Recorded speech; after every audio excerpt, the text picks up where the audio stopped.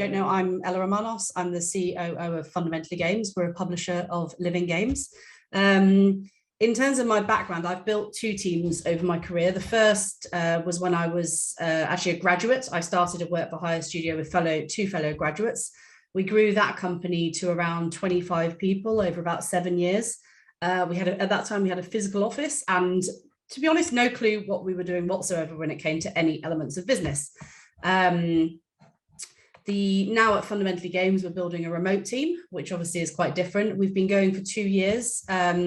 And we're up to about 11 people now, but it's very early days. So I'm trying to set things up now in this company to help us grow. And I'm using my experience from my previous company, particularly learning from a lot of the mistakes we made, to be honest. But also I spend a lot of time learning from others, listening to how other people do things and really trying to think ahead and actually trying to listen to our team as well. And I know there's a couple of them here today. So the process I'm going to talk through today is basically how we do things right now at Fundamentally Games.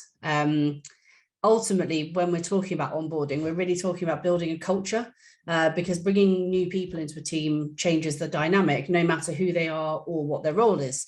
Therefore, it's critical to shape that change. In my experience and opinion, working remotely doesn't make any difference to the importance of culture or the potential to build a great culture. I know that's quite a topical at the moment with, some organizations insisting people go back to the office and that you can't do this stuff remotely. I don't believe that.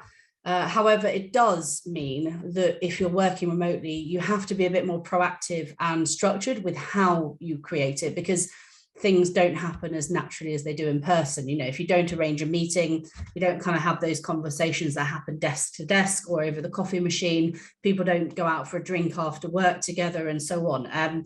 But that doesn't mean that those moments can't or shouldn't happen and that they won't be as valuable when they do. It's just that you have to put more effort into making it happen.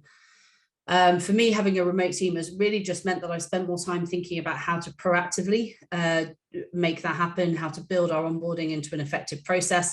And I hope that I think that has made us a better team for it. For me, a really key moment was in February when we all met in person for the first time. We were 11 people and most of us had never met for the last, 2 years that we've been running. But actually, it didn't seem like we'd never met. Certainly to me, there didn't seem to be any hesitation or awkwardness. We had a great day, and it felt like it was just building on the existing relationships we had. So what I'm going to do is I'm going to talk through these kind of key stages. So day 0, which is obviously before a person starts, day 1, week 1, month 1, and then looking at sort of the first 3 months and beyond that. And I'm going to talk through different things that we do at each of these points and why. So day 0. So onboarding of a new team member starts before they even join. The recruitment process is really an opportunity to start getting our potential new team members familiar with the company, the team, and how we work. And ultimately, it's about getting them excited and wanting to work for you as well. So thinking in this way really helps us to foreshadow what the role will involve day to day, which helps not only that we ensure that we're hiring the right person, but also helps those new team members get up to speed more quickly and effectively once they start. In terms of interviewing, the way we do things now, after having tried lots of different things over the years, we have a 3-stage interview process. Since COVID, these have all been done remotely. I have to say that before COVID, whilst I was a big advocate for remote working, I was always very nervous about hiring people without meeting them in person. But I was proved wrong. And actually, it hasn't made any problems at all for us in the interviewing process. So the way we tend to do things is we'll have an initial sort of 30-minute meet and greet, simply to just meet the candidate, find out a bit about them. And really what we're looking for at that point is just to see, are they a potential fit for the role? And do they seem like a potential fit for the team? And, frankly, is what we're offering for the role what they want to do? We then do a second interview, which is a longer hour session where we ask them either to do a presentation, which is usually reserved for more senior roles, or we will dig into the role and the person to confirm our initial impression. The final interview, though, which is actually the most important for what we're talking about today, is our fairly new team play session. So we get a few team members, usually about 4, to spend an hour with the candidate and play a game. I think the team often use Jackbox, but I've also heard sometimes they just end up chatting for an hour and forget about the games, which is fine. But we usually try and find some team members who are going to be working with the candidate to really, and ultimately the purpose of this is to get the team's feedback on the candidate to make sure they'd be happy working with them. What we're really trying to do is make sure that the team, the existing team, are involved in the process, and also that the candidate has advocates within the company before they even start. Getting the team excited about the new hire really helps on that first day when someone comes in to join. We've not actually had a situation yet where the team has said no to someone, but it'll be interesting to see if and when that ever happens. So in addition to interviews, we also now do screening tests on all our candidates. And this is very much about the personality of largely about personality, but also about kind of behavior. So again, the type of test depends on the role and the level of seniority. But recently we've been using a website called Test Gorilla, where we can look at things like attention to detail, problem solving, critical thinking, time management, people management, and so on. And we've actually found these very useful. I've also now been looking more at psychometric and aptitude testing, which we might start to try on new candidates going forward. But I'm aware that some people are understandably skeptical about these types of tests, but I think they are, in my view, they're a valuable addition to the interview process, but they should only be one part of the process. They should never replace any other stage of the recruitment process, and they are just one piece of information that you gather. And actually what we found is that they're less about, we haven't really used them to inform whether we hire someone or not, but what we have done is use them to help structure our onboarding and training of the candidate. For example, so really simplified, if the test tells us that they might not be very good at time management, then it doesn't mean we wouldn't hire them, but it might mean that we enhance our support and training of that side of things when they join. Obviously, it does slightly depend on the role, but I think it's quite useful to inform where somebody's strengths and where they might have challenges are, so that you can then actually sort of deal with those and make sure that that's part of your support once they join. So in terms of contracts, I mean, there's a lot of templates out there for employment contracts. Obviously, each country has their own version. In the UK, UKI, the trade body, has a set of contracts that are free for members, which includes an employment contract. In fact, I was on the board of UKI, and that was actually one of my projects to get that in place, because a lot of developers struggle to know where to go for those contracts. So I'm not going to go into like detail of everything that should be in an employment contract, but I would say this, take time to get your first draft right. Obviously it's a template you can reuse. You need to really think about covering all the bases and think practically about the possible scenarios where things could go wrong, because like any contract, a contract only really is useful or needed when things go wrong. If things go well, you're probably never going to have to refer to it. So you really do just have to think about, frankly, what are the worst possible scenarios and how is that handled? Some key things worth thinking about, notice periods. I have what is probably a bit of a controversial opinion about this, but which is that long notice periods are pointless, because in my experience, once someone decides to leave, their productivity and effectiveness drops. It really used to drive me mad. But I've learned not to take it personally. It's just life. But I recognize, that if a key person gives notice in a small team, that can be a big deal, and it can cause problems. So you need to have a backup plan. And my feeling is that a long notice period is not a solution for that, simply because the productivity and effectiveness will go down anyway, and actually can cause more problems than it solves. Clear disciplinary and grievance policies. You always hope you never have to use these, but actually if you do, it's really important for everybody to understand what the process is, both for you and also for the employee, to make sure that everybody understands where they're going and what the process is. Intellectual property. I've looked at quite a lot of employment contracts over the last couple of years, and it's amazing how many employment contracts don't have a clause on IP. Really important that anything that the employee creates whilst at work is owned by the company. I specifically say at work, because I do not agree with contracts that take claim or limit beyond reason what employees can do outside of work. But I'll talk about kind of personal projects in a minute.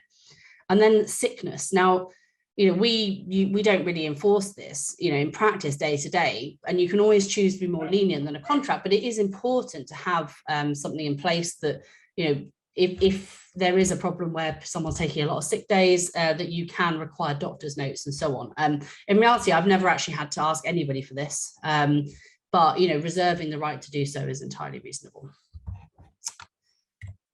So, company handbook. This goes hand in hand with the employment contract. The contract should reference it, but it is a separate thing. And from my experience, it's really important to have this, no matter how small the team.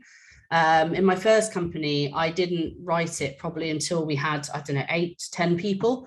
And I did it in arrears because we were seeing some problems that should have been covered by it. And it made it a lot more difficult to put it in arrears. So I would say that, you should have one of these from your very first employee.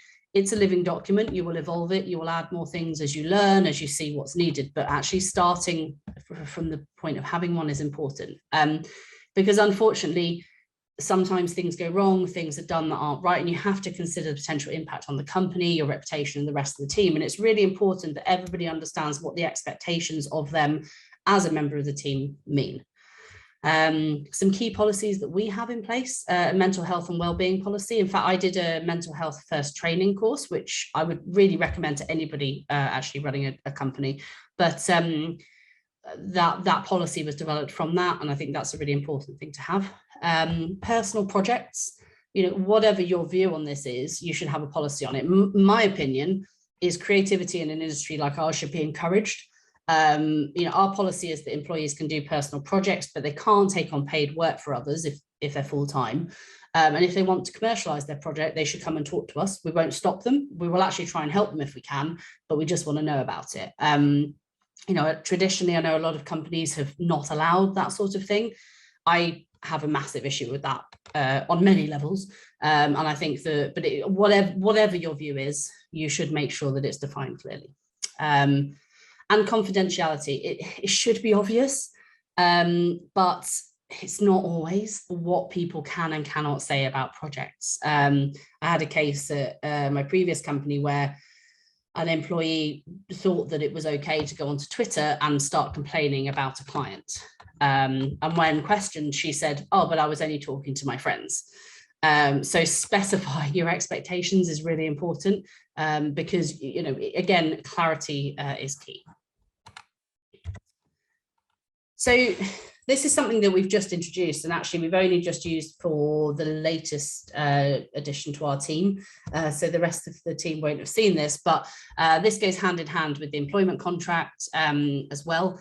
And just in terms of giving it to them at the same time so they understand what to expect. Now, basically what this is showing what to expect, what the employee should expect from the first day, well, actually pre-starting first day, first week, first month. Essentially, a lot of the stuff I'm talking about now goes into our checklist. But what I realized from feedback from the team and from talking to other people is that, we have a plan of what we expect the person to do over the first day, first week, first month. But actually, it's not always very clear unless you explain it, what that path is. And also, people are taking on a huge amount of information when they first join a company. It's very difficult to remember everything. So having an actual written down, this is the plan over the first few weeks, this is what we expect from you, these are the things you should expect, is really useful. Like I said, this is something we've just implemented, so we're sort of seeing how it goes on our current new team member. But already I think it's been quite useful because it's quite easy when you first start, I think, to feel like, am I doing enough? Am I contributing enough? Should I be doing more? What is it they want from me? And so on. And actually, so writing it down and literally having a checklist that the employee can say, yes, I've done that, I've done that, I've done that. So they know that they've done the things that you expected, is quite a useful exercise. And then this is a really small thing, but an important one. I actually asked our team about this we were talking about what else to do with onboarding. And I asked about welcome packs. And one of the team said to me, don't send me NAF branded stuff. Just send me something that shows that you care. So my interpretation of that being me is food. So I find out what the person likes and send them something. Our latest new employee is vegan and has a sweet tooth, as I found out by his Instagram. So I sent him some vegan brownies, for example. But so for us, really, the welcome pack is just something a few days before they start to say, you know, we're looking forward to having you on board. You know, here's, you know, we're thinking about you. And I think for me, I would rather send that than like a pack of, you know, branded goods and stuff like that, because I think this shows a bit more our appreciation. So day one, you know, day one is always a big deal, takes a lot of time. But actually what's really important before they even start is planning what you're going to do with them over the first few weeks. You know, what tasks are you going to give them initially? What are their bigger tasks or aims? And, you know, for us, the practice we've got into is mapping out at least the first 2 or 3 weeks, because it gives us clarity, but also helps the candidate and once they've started. And particularly as, you know, if it's a small team like ourselves, we're often really busy, and actually having a plan that we can just implement is easier than when someone runs out of things to do and you have to then sort of plan quickly. Also need to think about the type of person and the role and how that affects things. So a more senior, outgoing person might, you know, establish themselves quite quickly, you know, throw themselves into the role and be able to really deliver you know, their tasks without much guidance. A more junior, or potentially somebody who's more introverted, might need more specific support. So every time we plan this, we look at, you know, and we adjust it obviously as we see how the person's doing, but kind of tailoring your approach to the person and the role accordingly is really important. And day one itself is really just about getting set up. So all we really want them to do is firstly meet the team. We tend to do this by them joining the day's stand up and meeting everyone. Obviously, they've already met some people in the playtest, so that really helps. And really, we just basically want them to you know, get to know who's on the team and start that kind of conversation. Then we do the boring stuff, which is getting them set up on all our systems. Doing this remotely means that I can't just go and set up their laptop for them and give it to them. I actually have to get them to go through and set everything up themselves, but actually it does help because then they learn the systems. I also assume that everything I tell somebody on day one when they start, they're probably going to forget at least 75% of it, because it's just so much information. It's overwhelming. There's a lot to take in. So going back over and asking questions and, you know, repeating it is to be expected. But it's good to kind of get that started.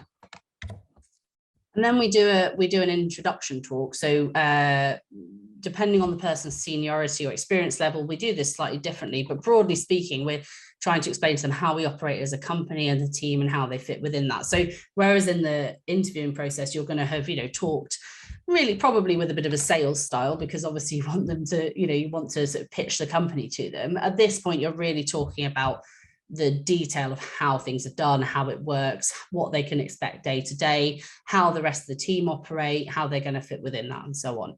Again, they're going to forget it and they're going to see in practice, but I think it's really important to kind of set that context early on. And then we set first tasks. I think it's really good to make sure that people have tasks to do on day one, just to make sure that they feel they've achieved something. It's also good to get them started with the sort of process that they're going to go through each day, task lists and so on.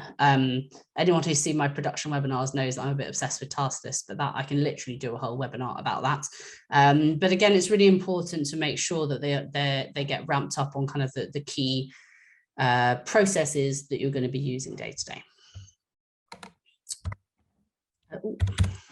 So week one, so you've done day one, they've done a couple of tasks, got to know the team, got their computer set up. Really, that's all you want on day one.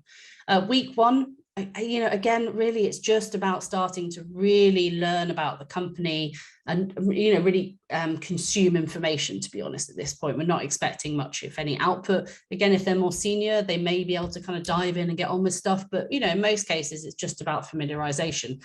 And the main thing is checking in with them. Again, because we're remote, that doesn't necessarily happen naturally. So, you know, I will set up probably 2 further short calls to check in that week. Just to see how they're doing and, you know, if there are any questions or anything like that, and just taking that time to make sure that they know they can ask anything, that, you know, they've got you've got time to do that, and that, you know, they have that support there is really important. And actually, I think that can be quite useful if the person doing that is not their direct manager, because it's more of a general support mechanism. And then coffee mornings. So this comes back to the whole, you know, you can't just have a conversation over making coffee in the kitchen because we're remote. So if you are in person, this may not need to be organized so proactively, but the way we tend to do this is we ask all team members to do this ongoing, but in particular for a new team member, we want them to schedule what we call a coffee chat in the first few weeks. So 30 minutes or 60 minutes, whatever they want, just to actually just get to know each other. They don't need to talk about work related things, just generally to have those kind of check-ins and to do that, you know, on and off over time with each other. It's particularly important for, I find, for team members who aren't going to be working together day to day, because it's really important that, particularly in a small team, that they still know everybody, even if they're not going to be working with them on a daily basis. And then the most obvious, start to get the person involved. So get them invited to relevant meetings, ensure that, you know, the people they need to work with are in the loop, their routines start to be established. There's often teething issues that occur. No matter how much planning you do, no matter how much you try and cover everything, you are going to forget something. There's going to be lack of clarity over a role or how people work together. And, you know, you should do your best to preempt them, but it is inevitable. I think in a tiny team, when you've got, you know, 3, 4, 5 people, it's simpler. Once you get to, say, 10 people, it can be a bit more complicated, and it can then get a bit easier because once you get to about 20 people, you've probably got teams who then operate slightly autonomously. That middle ground can be quite difficult, where you don't have individual teams, but you've got too many people for things to just happen and be kind of obvious between everybody. So main thing is that when these things happen, identify them, use it as an opportunity to clarify, and try not to beat yourself up too much. But we also try and have regular gameplay sessions. This is usually done once a week, and, you know, either they're games we're working with or just games that, you know, people want to play. And these are really important to get new people involved with. It's a great way for team building to happen, and also to get familiar with projects and so on. So once you're over week 1, hopefully by this point, the team member has started to get to grips with the team, started to understand a bit more about how their role fits, and particularly in a small company where it's likely that they're not coming into an existing role, but you're actually adding to the team with a new role. That can take time. You know, it's not just like, oh, you know, this role has been emptied, therefore we're filling it again. In some ways that's easier because it's already predefined. The space is already there for their role. Where you're growing the team, it can be different, because obviously it will change other people's role when that person comes in, and that can be quite complicated to manage. But hopefully by the end of week 1, they're at least starting to get to grips with where they are, what they're doing, who they're working with, and start to build a picture slightly in their mind of where they're going. But, you know, we always say that I think it takes minimum 1 month for people to really get up to speed, and it can take up to 3 months. The variety there, I would say more senior roles probably get up to speed more quickly.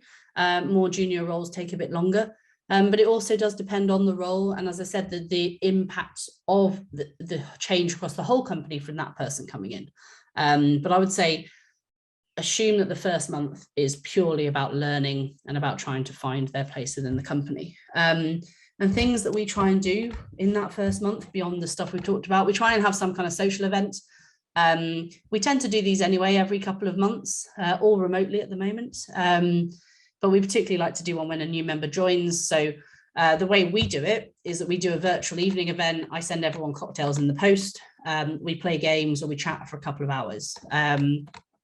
Again, being remote means that it won't happen naturally. So it is something that we schedule and organize. It would be nice to do these things more in person going forward, but, you know, obviously that has other complications.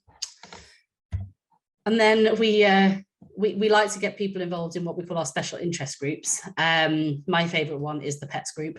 as you can probably tell from this picture.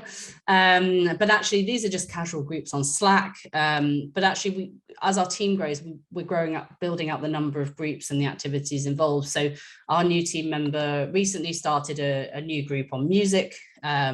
We've got one on 3D printing, board games, and various other areas. And it's just great for creating non-work related chat and learning about each other's interests, and posting pet pictures, obviously. So one of the most important things that we do is our personal development plan. And this plan is essentially looking at what we want the employee to, what our expectations are. So what it is that we want the employee to achieve, and making sure that we also know what they want to achieve for the role and their career. So we start in the first few weeks of somebody joining. We will do a first pass at the personal development plan. We look at this, starting with the specific role responsibilities, and focus on what success looks like for that. So, if whatever their specification is, whatever it is they're delivering, what our expectations are of that and what their targets are. So it's really important that the team know what it is that we expect from them. The second part of the PDP is to explore the team members' own goals for their role, but also for their career, and what support we can give to those as well. So, if particularly in junior roles, someone will start, they'll be in an entry-level role. They've probably got aspirations in a specific direction, or maybe they don't know yet. And actually the support they need is to work out what that path is. For more senior team members, it tends to be that they want to grow in a certain direction, or maybe there's certain skills that they want to learn, and so on. But it's really important to support the career as well as the role. Hopefully those two go hand in hand, but the reality is that they might not, and actually that's okay. People aren't going to stay with your company forever. And the main thing to do, in my view, is to maximize the time they have with you and to help them to use that to progress their career. And to be clear, this is instead of anything like performance reviews. I absolutely detest performance reviews. I know my business partner, Oscar, does even more, because he was in big companies before and had to experience them. So this is instead of reviews. And the main difference is that these will never be a time where you get surprised with something that we're not happy with. If we have a concern with something, we address it at the time it happens. If we have praise, we praise it at the time it happens. PDPs are really there to discuss where the person is. There should be no surprises. We don't grade people or give them scores. We're just talking about where they are, review the previous goals we set together, and make new ones going forward for their role and their career. We intentionally want PDPs to be useful, and we want the team to want to do them. I absolutely hate and reject the idea of ever creating a process where employees worry or stress about these kind of things. That I believe that the negative impact of that far outweighs any advantage. And it's something that we absolutely would never want to put in place. Once the PDP is done, then and this is something I've added actually, which was that because we do these PDPs every 3 months, but actually the team said to me that it was difficult to remember sometimes what had been agreed. So we now have created their own, each team member's own private page on Notion. They can easily see a summary of the current goals and expectations, as well as access the more detailed full PDP. So, and this applies for, if somebody wants to step into a new role, if they want to, take on a management role, then, the PDP will be used to say, okay, so if you want to do this, this is where we need to get to. To do that, you need this support, or we need to see this from you to do that. And together we will work out how they can get there. So the person knows what it is that they need to do and what we need to see, but also what support we will provide. And they have the chance to ask us for help, for support, so that we can work together to progress them in their role and their career. So after month 1, we're looking at kind of up to month 3 and then beyond there. And 3 months is usually an important thing, because often that's the end of the probationary period. Now, as with the PDPs, we're going to tell someone if they're not doing well at the time that comes up. So the PDPs define the goals they need to achieve. So, they should know what is required from us. There's not some secret score we assign without their knowledge. It's all very transparent, and we work together to maximize their potential of succeeding and staying with the company. We also we do a lot of knowledge sharing activity in our company to developers, including this webinar. We write articles, we do talks, masterclasses. We have our Discord channel where we have, where we can talk about any topics, but also we do like Ask Me Anything sessions and so on. And we like to give our team a chance to get involved with this if they want to, particularly for people who want to build a network and experience and, presence in the industry. This can be really useful for their career. It's great for us as well. But, for us, this is something that we want every team member to have the opportunity to get involved in if they want to. We then also have introduced, I think we introduced this in the autumn, we do strategy days once a quarter. And this is really about two things. It's about one, making sure that because we're a growing company, things change on a very regular basis. We want to make sure that people understand where we are with the company, new processes and so on. And so making sure that, we communicate our intentions with the team. But also, and actually more importantly, it's a really good, useful thing to get support and feedback from the team. So, for example, in January, when the team had grown quite a bit, I think it's in January anyway, we focused a whole session on kind of culture and process and team roles and so on, because we knew that things were changing and it wasn't clear for everybody. We're now going to be doing one looking at what we call a pre-mortem of games. We've got our first games launching this year.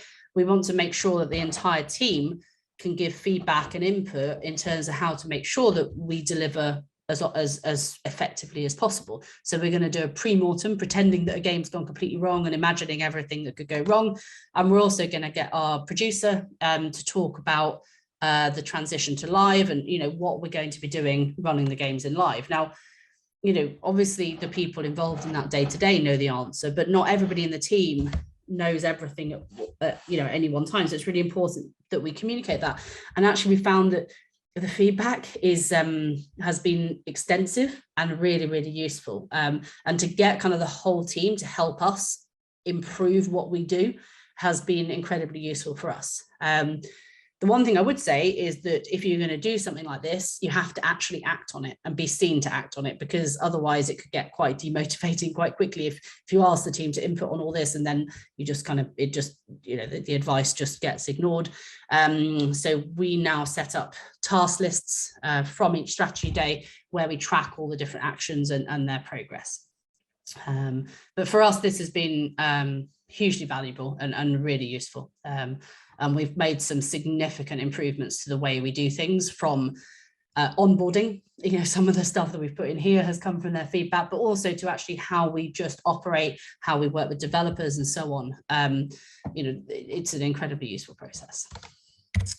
Now, something that I'm not sure if we can sustain this, how we're going to sustain this as we grow, but currently I like to send everybody personal birthday presents. And I think the team think I'm some kind of super detective, because I really enjoy trying to figure out what they would like as a present. But actually for me, it's really cool because I get to learn quite a lot about them.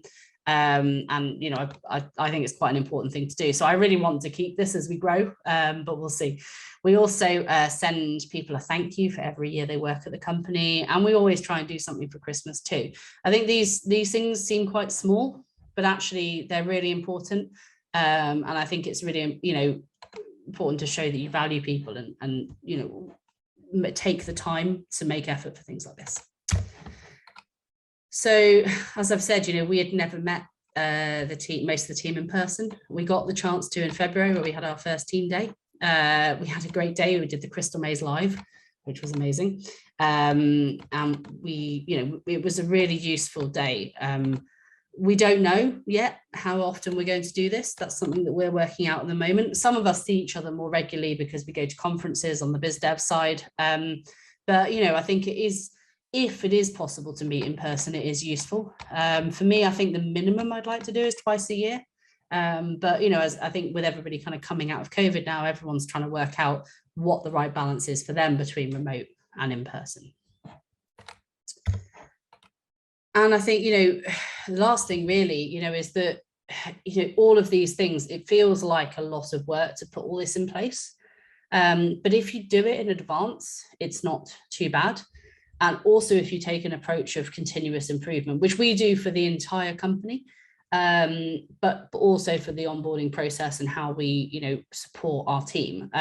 What you've seen here evolves all the time. If I did this talk 3 months ago, it would have been different. If I do it in 6 months' time, I'm sure there'll be different things in it as well. I really try to listen to other people in other companies. I read about it. I ask our team for feedback, and we're constantly evaluating and adding and changing things. But in terms of onboarding specifically, it really is just the start of the journey you're going to have with someone. It should start from the first moment you meet them, and really it never ends. Your primary responsibility as an employer is to try and create an environment where your employees can thrive in their role and their career. I spend most of my time trying to make myself not needed in the process, because actually we've got a great team who are able to lead and to do their job. I see my role as supporting them to do their job. But to do that, you need to put effort into providing that supportive, structured environment where they know what's expected of them, they feel in control of their role and career, and they feel supported. And they understand the journey on with you, that they're on with you. And I think this applies to whether you're a team of 3 or 300. For me, my next challenges are, how do we maintain this as we grow? What do we need to change when we have more people, and so on? And there's a lot of challenges that we foresee in the future, but I think setting up a basic level of support for the team from your first employee is really the key thing, and making sure that you treat the onboarding and support of your team as one of your absolute priorities as a business owner.